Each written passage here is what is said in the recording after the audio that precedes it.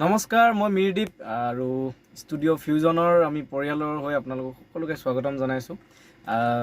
পংকজ দা আছে মোৰ লগত সুদূৰ গুৱাহাটীৰ পৰা আজি মৰাণৰ ষ্টুডিঅ' ফিউজনত আহি উপস্থিত হ'লহি। মোৰ দুটি গান কৰি আছোঁ আচলতে, শ্ৰদ্ধা আমাৰ নামৰূপৰ DSP ছাৰ নৱ বৰা ছাৰ আৰু ইন্দ্ৰ কাই, লগতে দীনেশ কাইও আছে, আপোনালোকে সকলোৱে চিনি পায়। গতিকে তেওঁলোকৰ বেনাৰত আমি দুটি গীত কৰি আছোঁ, বিহু গীত। বিহু যদিও পোৱাহি নাই, অলপ টাইম লাগিব, তথাপিও আমি আগৰ পৰাই আৰম্ভ কৰিছোঁ।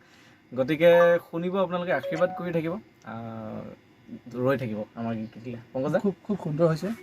মিৰদীপ আমাৰ নৱ বৰা ছাৰ আজি ষ্টুডিঅ'ত বিহু লগাই দিছে।